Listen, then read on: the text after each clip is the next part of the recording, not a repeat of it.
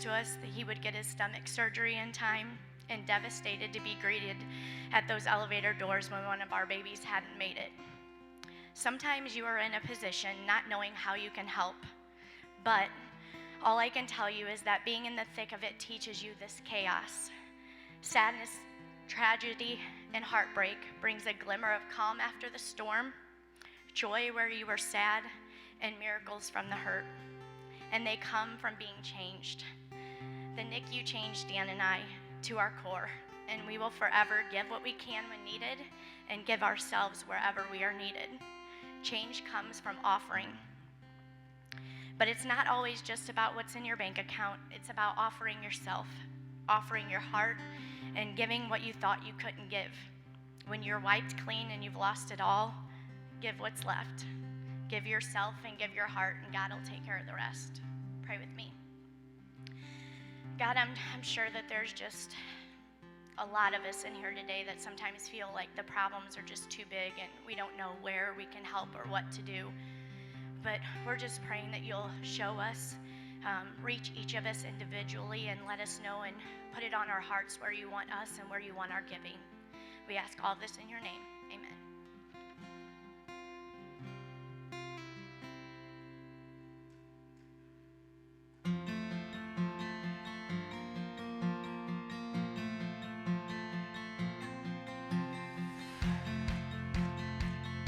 Good morning, Hope, and thanks for being here with us today. If you're new today, please text WELCOME to the number below. And if you're visiting the Freeburg campus, text HELLO to that same number. We also have a gift for you, so make sure you stop by the Connection Center by the front doors to pick that up. We have a new women's Bible study beginning on July 14th. This class will be offered on Sunday mornings and Tuesday evenings. Check out this trailer to learn more. How will we respond when God calls us to that place where he wants us to go in a different direction than what we had planned?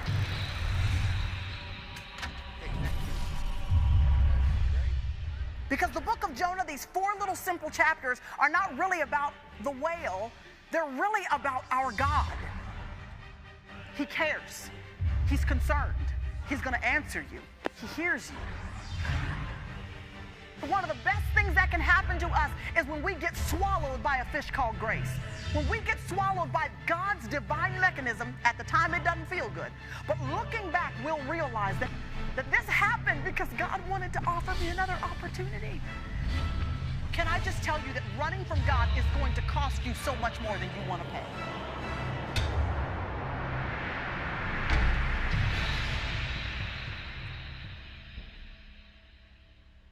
If you would like to join us, you can register online at hopeforhim.com, or you can visit the kiosk in the lobby today. Brendan Norper is here today, and he has a kiosk in the lobby to talk about Casas por Cristo. If you would like to learn more about this awesome mission, make sure you stop by and hear what he has to say. There is a meeting today for all parents of students going to CIY. It will be held upstairs in the youth room after third service. So if you have a student going to CIY, make sure you don't miss it. Thanks again for being here today. Now get out your sermon notes and get ready for the message.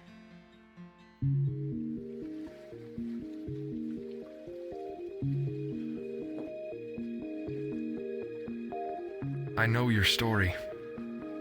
I've read it cover to cover. And I know the storms that will come. I will be your anchor in this storm.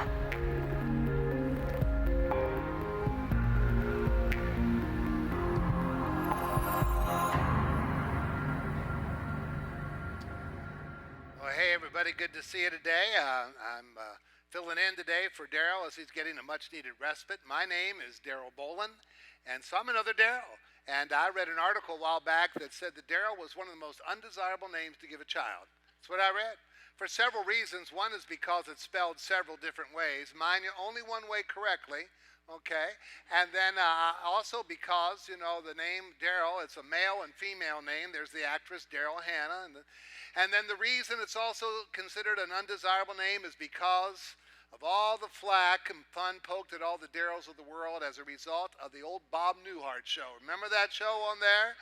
Had on there those 3 backward brothers, Larry, Daryl, and my other brother Daryl, and the connotation was that anybody with the name Daryl was dumb enough to be twins. So, yeah. So I'm another Daryl, yeah. So, but it's good to be with you. I'm retired. I retired 2 years ago after a 44-year ministry with the Greenville First Christian Church. I know I don't look that old, but I am. And that was a great run there and just a phenomenal ministry there in Greenville. Now, to say I'm retired is really a misnomer. I've just recalibrated. I'm busy doing other stuff. Lots of stuff. Like spending more time with my wife, Sally, who's right here, and with our family. And that's so much fun, and experiencing a whole lot more moments with them. My wife and I have been able to do a good bit of traveling. And speaking of traveling, I've become an Uber driver. I am now an Uber driver. I am. Yeah, for my granddaughters who live in St. Charles, where we now live, I haul them around to all their various activities. I want to tell you that is a hoot, and the pay is incredible. The hugs and the conversations, absolutely remarkable. Yeah. I've also been playing a little bit more golf. Any golfers out there today? Anybody play golf? Okay, a few of you there. Now, let me tell you something about golf. I'm determined to shoot my age in golf before I die. I am. And on a related note, I'm determined to live to be 120. I am. And I've also been preaching a good bit. I preach a lot of weekends, other places, just going around, and I still have a fire in my belly to do that. So I am so excited to be here with you this morning. I'm going to be here with you the next 2 Sundays as well. I hope you'll come back. Now, I promise not to be long-winded, okay? I promise. Now, I remember in Greenville, we had a revival speaker come one time that was really, really good. I mean, he was a good preacher. But it just took a long time for his train of thought to reach a terminal, if you know what I'm talking about. He'd just go on and on and on and on and on and on and on. And one night he'd done that. He'd gone on and on. There was a guy sitting up close to the front who got up and walked out. Went back in the lobby, and the usher asked him, "Where are you going?" The guy said, "I'm going to go get a haircut." He said, "How come you didn't get one before you came?" He said, "I didn't need it." And so, no, I won't be long-winded. Like Henry VIII said to all of his wives, I won't be keeping you long. And I promise I won't be keeping you long. Hey, some of you may remember how back on May the 8th in the year 2000, there was a virus that swept across the globe. And it wasn't a physical virus. It was a nasty virus. It was an internet virus. It was one of the worst ever. And how this virus worked was that when a certain email document was opened, it instantly infected every address in your email account. I mean, and this virus, it spread from Asia to Europe to the United States in a span of 4 hours. It shut down Parliament. It caused many of the major corporations in this country, to shut down for the day because it crippled their computer systems. It inflicted more than $15 billion worth of damages. Now, why would thousands of people open up an email from an address they weren't acquainted with? Why would they do that? Well, because the email had as its subject line, love letter. Yeah. And it's mighty hard for any of us to resist opening a love letter. And so this love letter virus, that's what it's called, just swept around the world like a wildfire because everybody wants to be loved. Remember that Burt Bacharach song that came out back in 1965? You fellow boomers probably remember it. Goes like this. What the world needs now is love, sweet love. It's the only thing that there's just too little of. What the world needs now is love, sweet love. No, not just for some, but for everyone. Thank you for your response. I think I'll keep my day job. Wait a second, I don't have a day job. But you know what?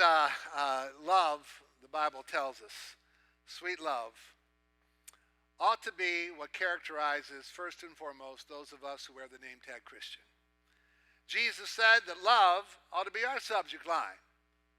Jesus said in John chapter 13:35, by this all men will know that you are my disciples. How? By that you love one another. The Apostle Paul said in Galatians chapter 5 that first and foremost, the fruit of the Spirit that gives evidence that God is living and working in our lives is what? Love. I think of the words of Paul in 1 Corinthians 13, where he talks about how we can do great things individually and collectively, Like you can have great worship services. You can run just incredible programs for all ages. You can have incredible facilities. And you can and are doing some awesome stuff like that right here. And I just want to say, way to go, Hope. Way to go, way to go, way to go.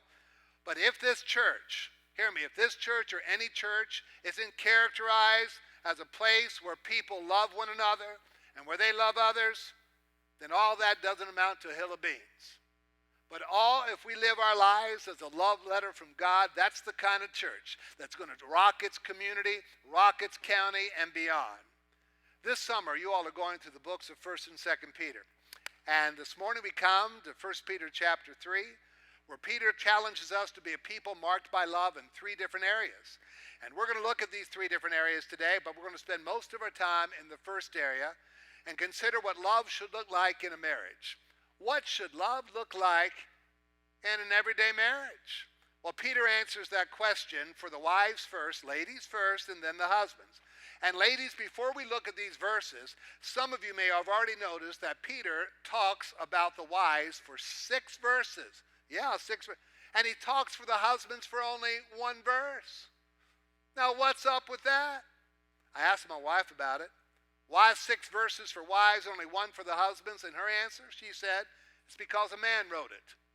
And that's true. But there's more behind it than that. William Barclay reminds us that back in that culture, the wife's position was far more difficult than that of her husband's. If a husband became a Christian, what would happen? He would automatically bring his wife into the church with him. No problem. But if a wife became a Christian and her husband did not, I'm telling you, that was unprecedented, and it created enormous tension because back in the ancient world, women had little or no rights. I mean, a wife was virtually owned by her husband. And so for a wife to change her religion while the husband did not, I mean, it was unthinkable. And even though there's only 1 verse that's given to the husbands, I think it's important for us to recognize that it was revolutionary that Peter would even give that 1 verse for the husbands. I mean, the moralists and the philosophers of the day, they would teach about family conduct, but they only addressed what they deemed to be the inferior members as they saw it. They only would talk to, the wives, the children, the slaves. They didn't talk to husbands. But mind you, in the New Testament, everybody got included. Masters, parents, husbands, everybody. They're all addressed as well because the gospel had implications for their conduct also. Now there might be another reason why there are 6 verses to the ladies and only 1 for the men. And here it is. Let's face it. Ladies can handle a whole lot more information than us guys can. They can. And maybe that's the reason that husbands only get 1 verse, and Peter knows that he's talking to guys, and so he better talk slow, he better keep it brief, and he better use short words so that we'll comprehend, okay? Anyway, we're going to spend the majority of our time on this first point, because without a full explanation, it will bring up more questions than answers. Let's begin with the wives.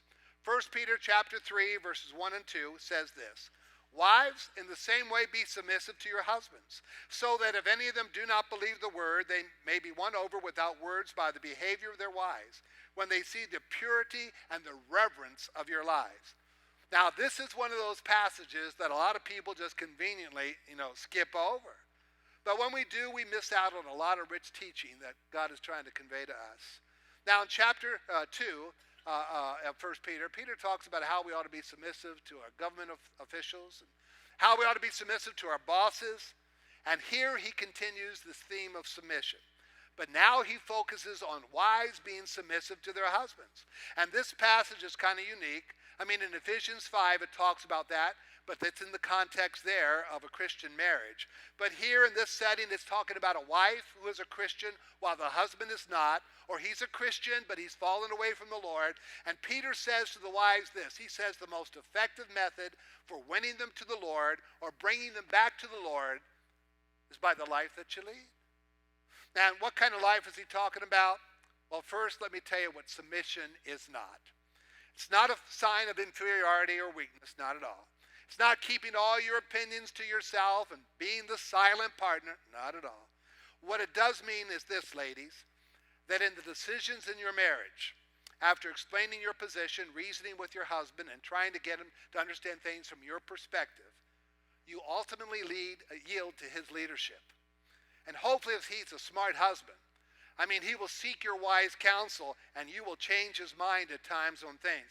I mean, think of a pilot of an airplane or a commanding officer in the military, quarterback of a team. He may not be the smartest person, but he's still the person who makes the call, and the others abide by it. Now, it's almost impossible for us to realize what life must have been like in the Greek civilization for a woman who was brave enough to become a Christian. What was Peter's advice to that wife? He doesn't support leaving your husband, no, or deserting him, no. Instead, she's encouraged to submit to him, and this is not a spineless submission. This is a voluntary selflessness. It's something not done out of fear, but out of perfect love. Now, of course, the Bible teaches that if a husband asks his wife to do something that is sin, something that is unethical, something that is immoral, she is not to submit to any of that. Listen, ladies, you do not have to subject yourself to physical, mental, psychological, or sexual abuse. Furthermore, submission does not mean that you can't express your feelings within your marriage.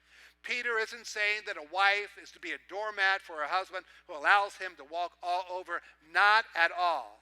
What he's saying, though, is this, that you have an opportunity in your marriage, if you have an unbelieving husband or a husband that has walked away from the Lord, that you have an opportunity through the life that you live that will somehow grasp his heart. Now, if your unbelieving husband is doing something that is harmful to him or to you or to the family, you have a responsibility to share that with him. But don't berate him. Don't belittle him. For no man, no woman was ever nagged into the kingdom of God. Doesn't work that way. On the flip side, let me say this to you guys. Men, listen to me. If you treat your wife like a thoroughbred, she'll seldom act like a nag. Now, that's not in the Bible, but it should be, okay? But the premise of Peter's teaching is this to wives. Although you may be more spiritual than your husband, although you may have a deeper walk with Christ going on, if within your marriage you assert yourself and you stand in a morally superior position over him, what you're essentially doing, you're standing between him and God. God can't get to him. But when the woman follows God's plan, God says, step aside, honey. Let me take care of him. And he can and he wants to. I love Beth Moore's definition of submission. Here's how she defines it. She says, submission is ducking so that God can punch my husband. I like that. Is it easy?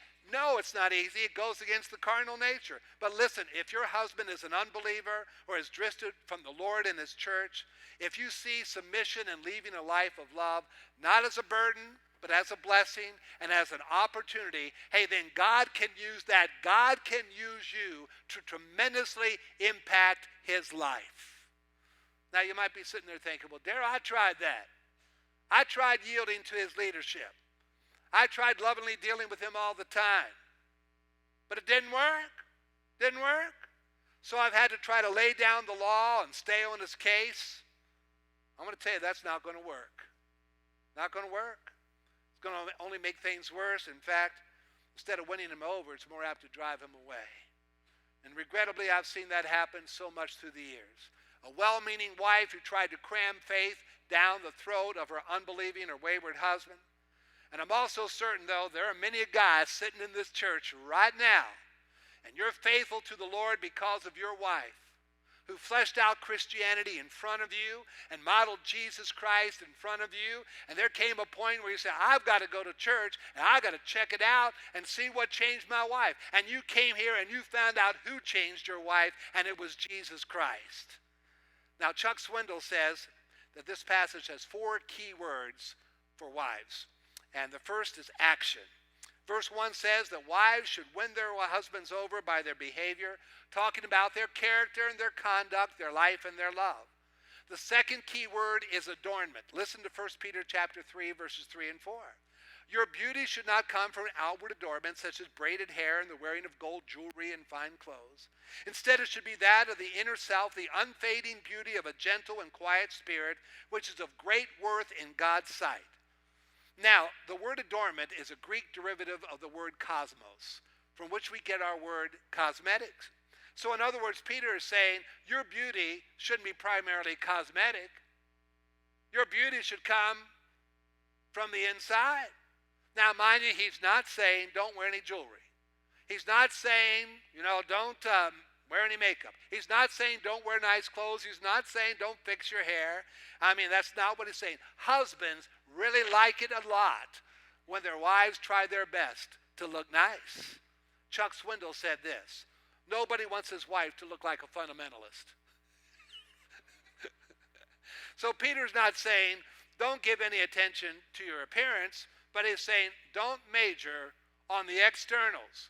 You focus on the internal stuff. I remember when our daughter was growing up, I'd say to her all the time, Suzanne, you are so pretty. You are just so pretty. You know, my wife would say to her all the time, Suzanne, you are so sweet. You're so sweet.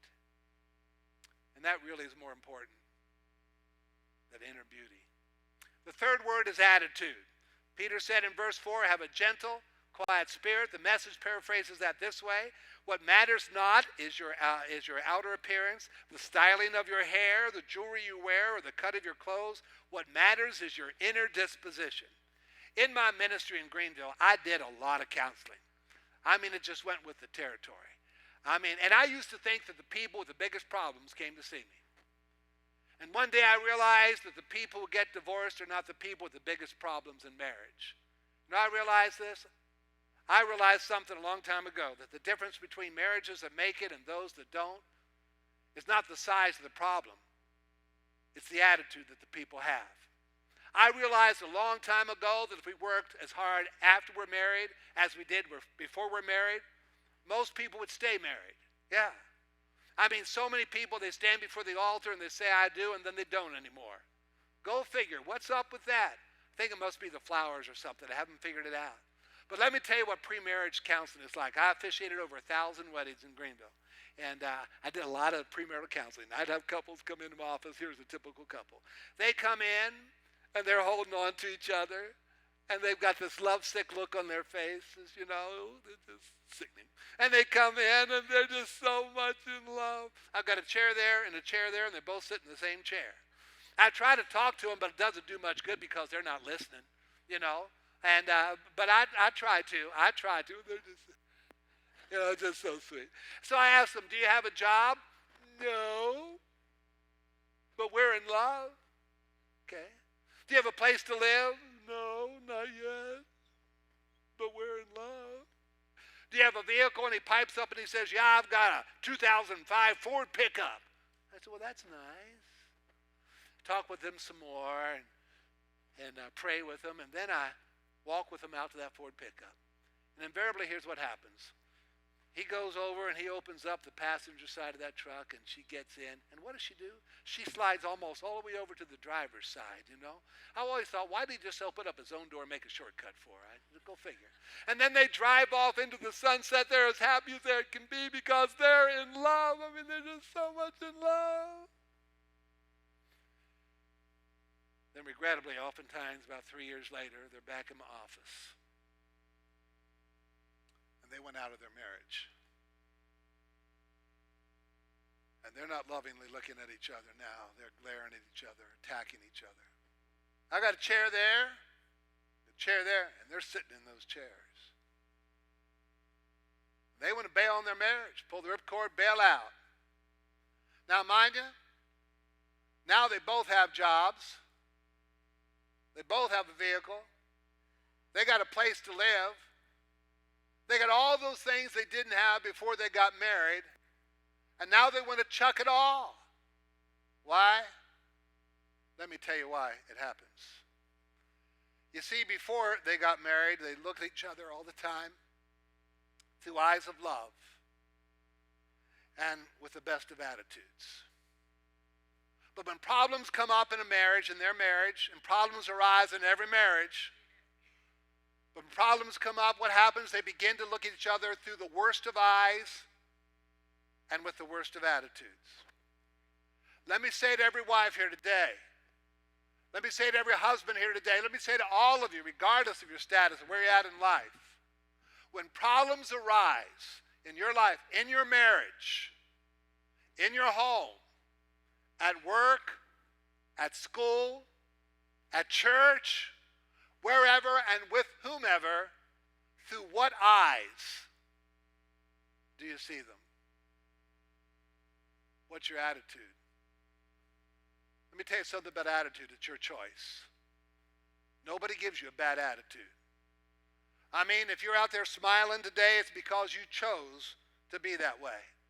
Chose to smile. You're sitting out there with a sour look on your face, looking like you were weaned on pickle juice and baptized in vinegar. It's because you chose to look that way. Back to marriage. Through what eyes, right now, do you see each other? Attitude. Returning to our text, Peter spoke of Sarah, the wife of Abraham. And this is what he says in verses 5 and 6. I love this. For this is the way the holy women of the past who put their hope in God used to make themselves beautiful. They were submissive to their own husbands, like Sarah, who obeyed Abraham and called him master. You are her daughters if you do what is right and do not give way to fear. That brings us to the fourth word, which is attention. Peter says that Sarah obeyed Abraham. And a good paraphrase of that might be she paid attention to him and to his needs. And Peter says that Sarah even called Abraham master. And she's held up as a role model for us. Now, I do not require for my wife Sally to call me master. I prefer Exalted One or King Daryl. That's what I prefer. I'd go over real big in our home, I'm telling you. I'll take a hey you, to be honest.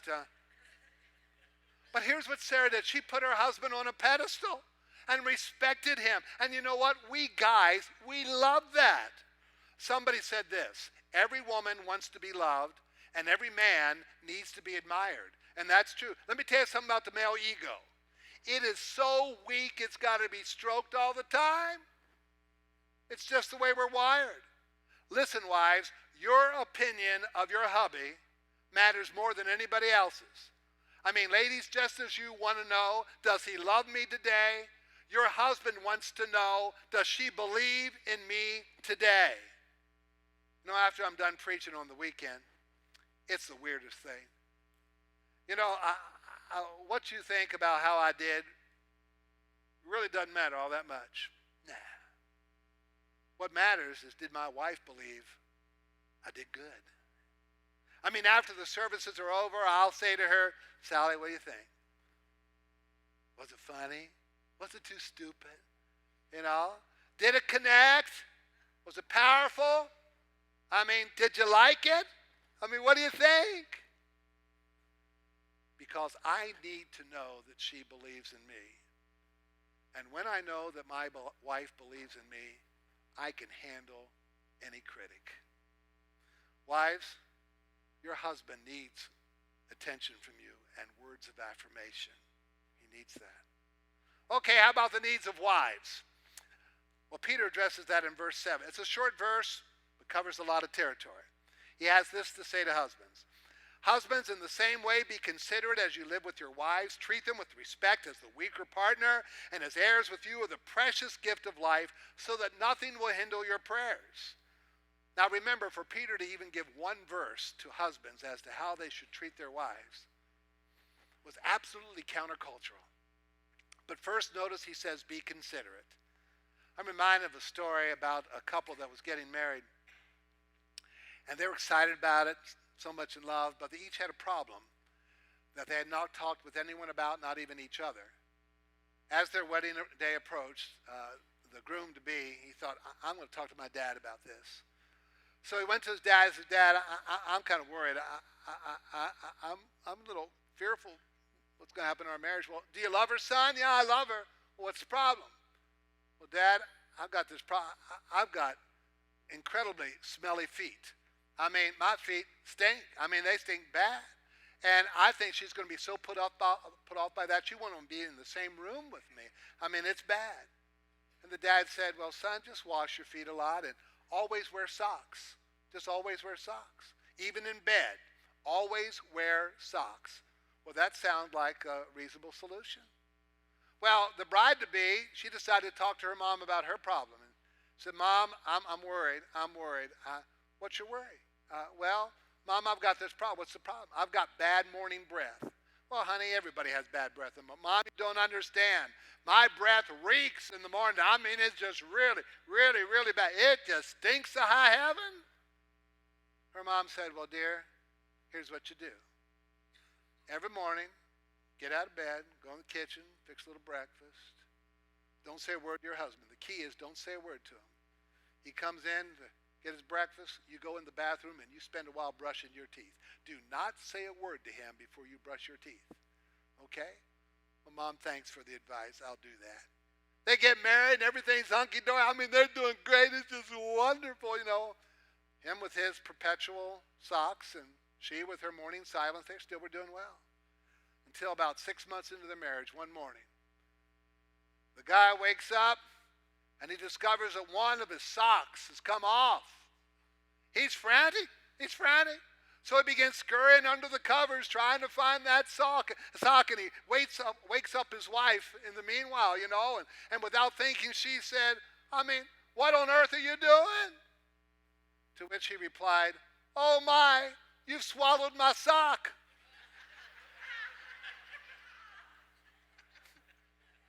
Aren't you glad you came today? Yeah. Now that's amusing, but you know, to their credit, they were trying to be considerate of the other. And that's needed in marriage. And Peter here stresses to husband, be considerate as you live with your wife. And literally translated, that means this, to live in knowledge of your wife. In other words, you're involved in her life, you're interested in, you study your wife. What are her hopes? What are her dreams? Guys, do you remember when you were dating, before you got married? You would talk on the phone for hours and hours and hours with her, or if you dated in later years, you know, you would just text each other all the time. You had such a hunger to find out things about the other person. But regrettably, as I mentioned a few moments ago, oftentimes when the wedding ring gets on the finger, for some reason we don't do what we used to do and what we should do. I have to confess that through the years, too often, the one who should matter the most, she got the least of me. I've improved a bunch in that area. But after 44 plus years of marriage, I still have a lot of work to do. And I'll venture to say that virtually all the guys in this room could do a better job when it comes to making our wives a priority and understanding them, and not just talking about the things that we're involved in all the time, but trying to find out where her heart is. Now I know that understanding women is kind of like nailing Jell-O to the wall. Can I get an amen, guys? Okay, guys, you're chicken? Okay. It's not the easiest thing to do. But I guarantee you that if you try, not the Jell-O thing, but if you try to get to know your wife, intently know your wife, it will pay huge dividends for you. Literally for both of you. Now, the second thing Peter talks about, he says, be respectful. He says to respect them as the weaker vessel. Now, some people hear that and go, oh, he's calling the wife the weaker partner.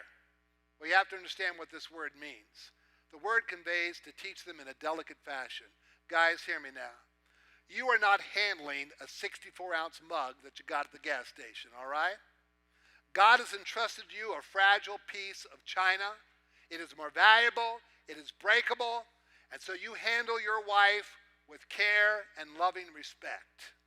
The weakness is talking about here isn't inferiority. He's talking about the physical component. And husbands, listen. May you never use your size, your strength, or your voice as a weapon with your wife. That type of threatening behavior has no place in the life of a Christian man. None. Then Peter goes on and says, be spiritual. Guys, spiritually, you're to lead your wife. Lead your family. But I'm afraid so often we have abdicated that position. That's sad now. That's our God-given duty. And I plead with you, men, don't shirk it. You work on that area of your life. You work on your personal relationship with God. You get into His Word. You say to your family, we're going to go to church together. We're going to make a habit of doing this. And you see that your family prays. You lead the way in your family praying together. You may be sitting there thinking, well, Darrell, I don't know how to pray. My response, I don't care. I just beg you from this moment on that you're going to try. You say, well, Daryl, that makes me uncomfortable. Well, start at mealtime and say, just God, thank you for my wife. Thank you for my kids. Thank you for this food. Start from there. I mean, I just beg you, I plead with you to determine from this day forward, we're going to have a family. We're going to be a family that prays together. Husbands, again, I implore you to take the lead. I've shared this many times before. I liken it to this. It's like a triangle. You got a husband here, you got the wife here. Watch this now. God's up here, okay? The closer the husband and the wife move towards God, the closer they get to each other. Now I'm telling you, that's the way it works. Well, with the time remaining, let me quickly look at two other areas. What does love look like in the church? He says in verse 8, he says this, finally, all of you live in harmony with one another, be sympathetic, love as brothers, be compassionate and humble.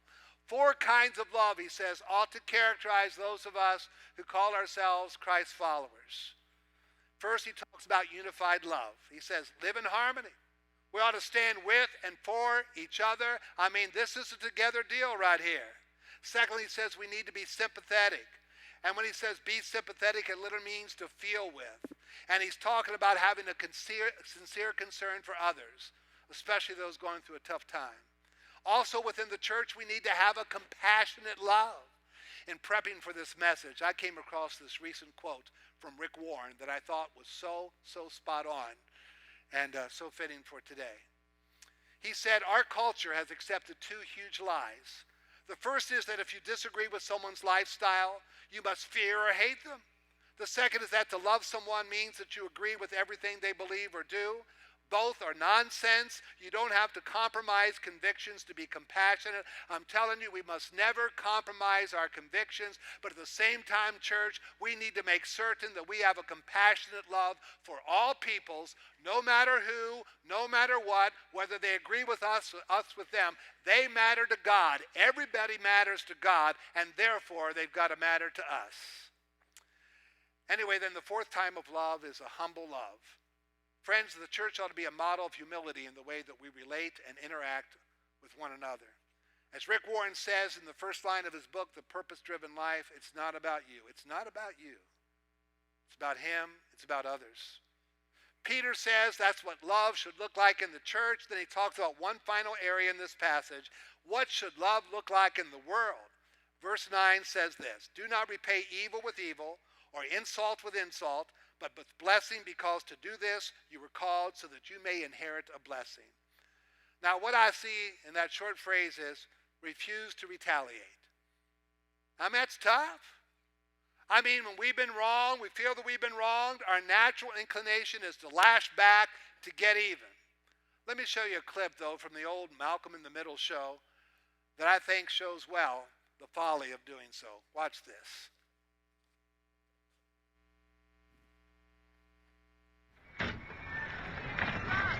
Excuse me. I know you didn't think anyone would catch you, but you just slammed your door into my car. The least you can do is say you're sorry, lady. You don't have to take that tone. It's not like I'm hurting your resale value.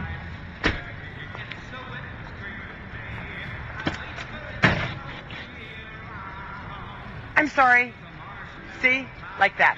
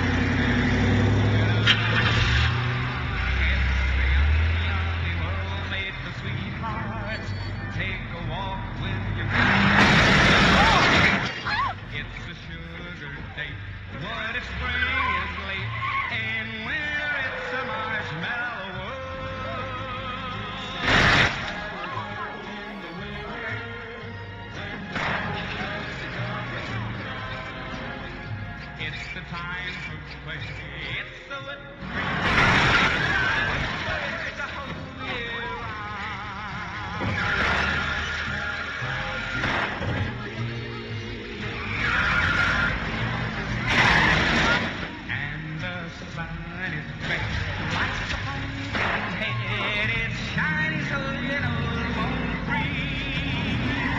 The world is your snowball, see how it grows. Whenever it snows, the world is your snowball, just for a song. So get up and roll it along.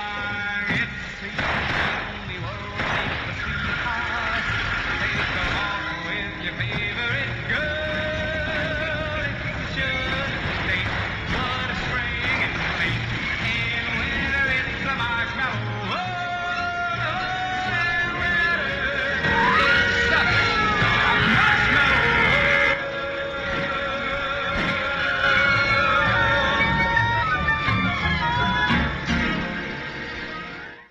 Wasn't that ridiculous?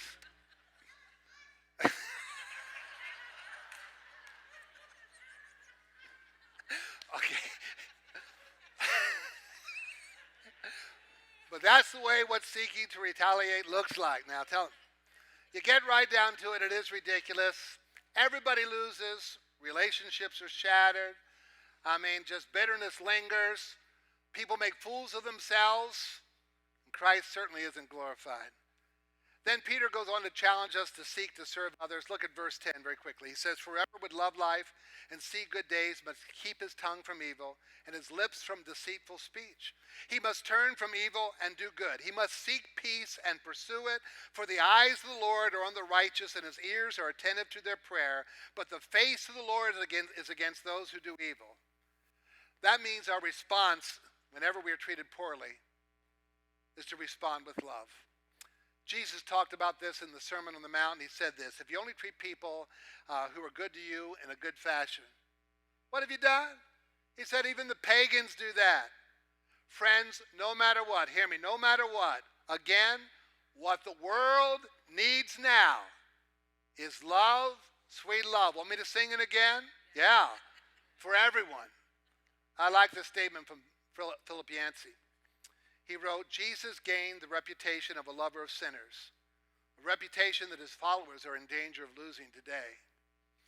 I really only love God as much as I love the person I love the least." I want to bring this puppy home.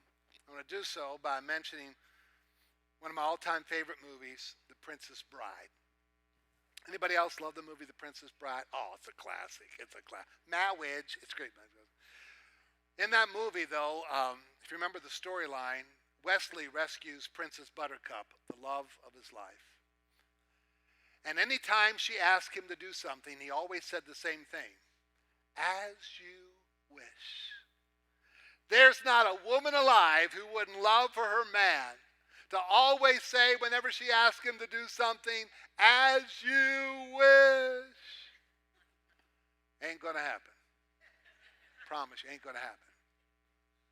But I want to give you a better phrase that can and should happen in every marriage, including yours, in every church, including this one, in every believer's walk in this world, including yours and mine.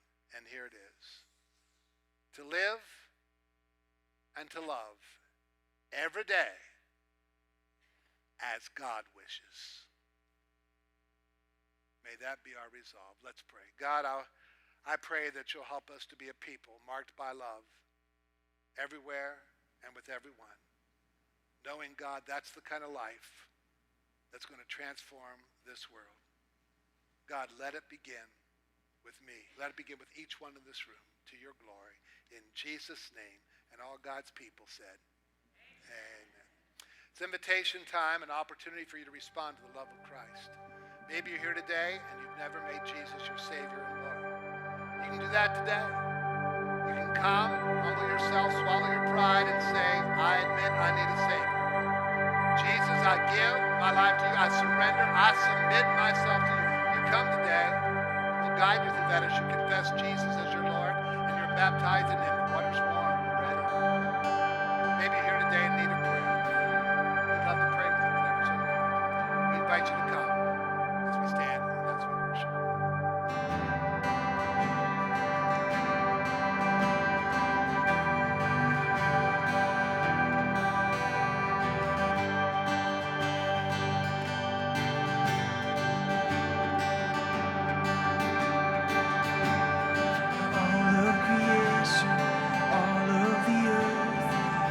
straight highway, path for the Lord.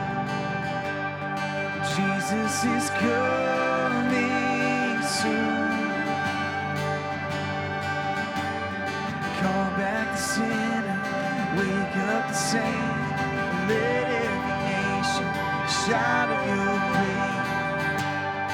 Jesus is coming soon. Let's sing this out, church. Like a bride waiting for her groom, we'll be a church ready for you. Every heart longing for our King. We sing, even so come, Lord Jesus, come. Even so come, Lord Jesus, come. There will be justice, all will be new. Your name forever, faithful and true. Jesus is coming soon. Yeah. Like a bride waiting for her groom, we'll be a church ready for you. Every heart longing for our King. We sing, even so come, Lord Jesus, come. Oh, even so come, Lord Jesus, come. So we wait for you. God, we wait, you're coming soon. Oh, God, we wait for you. God, we wait, you're coming soon.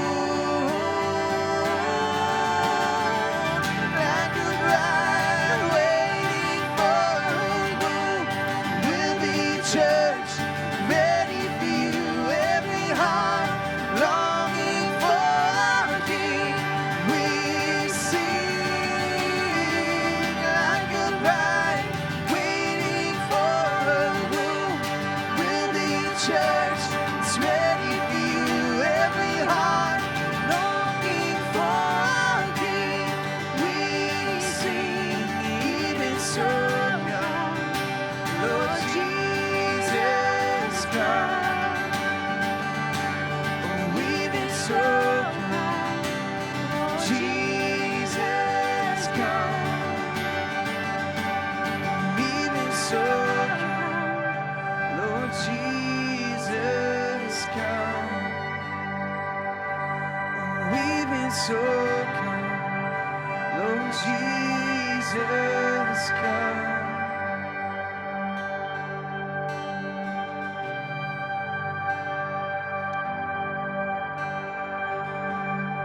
Jesus Christ is coming. And he's coming for those who follow him, whose lives are marked out by love.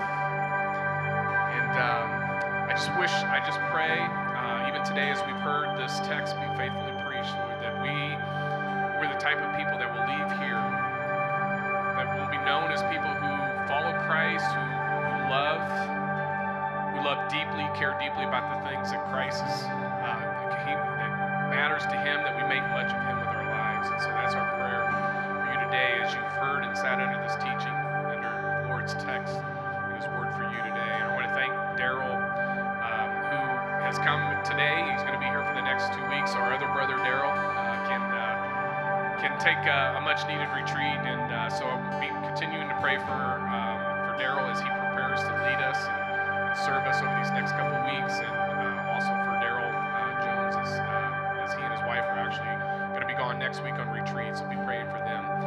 One of the things that you can do as a life that's marked out by love is to be praying. I mentioned some things you can be praying for there, but we have a group of 50 students or so and volunteers that are going to be going with them to Seattle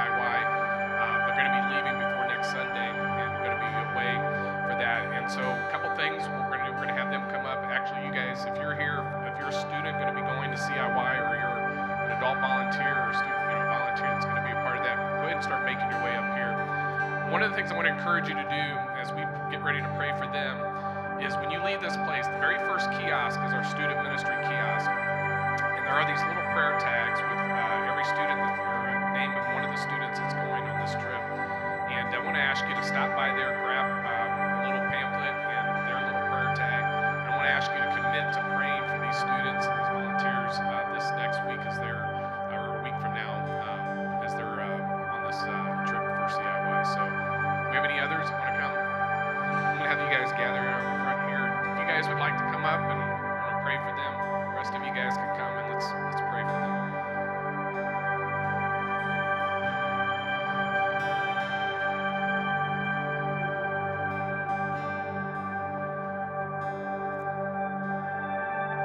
Let's pray. Father God, we do want to make much of you in our lives.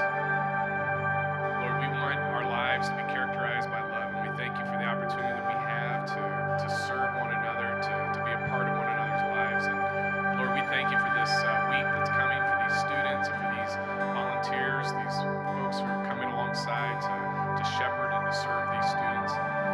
Lord, we thank you for the opportunity that we have, or they have, to be away, that you're clearing the distractions of the world for them to go, to be encouraged, Lord, to hear more of your word, Lord, to fellowship. Lord, apart from those distractions, Lord, I pray that you, as we know you already are present in their lives, that you will make yourself known to them in a deeper and in a greater way, so that, Lord, their lives are impacted that week. That, Lord, they will come back ready to serve you, to be a disciple who makes disciples. Lord, I pray that they will bring back even greater light, and they take that back into their homes and into their neighborhoods and into their schools. And Lord, that this light will overwhelm the darkness that is in this world. And Lord, we thank you for what you're going to do out ahead of this. Lord, we know you're active, you're present. Lord, the work that you have started in their lives, you promise to complete. Lord, you are faithful, and we thank you for loving us that way. Lord, just help them to set their heart and mind on you, set their heart on things above where Christ is seated. Lord, may they be overwhelmed by your love and come back marked by that love. In Christ's name we pray. Amen. All right, we love you guys. Have a great week. Oh, there's a parent meeting, by the way. If your student's going to CIY, up in the youth room, we're going to encourage you guys to go up and hear more about the trip. So.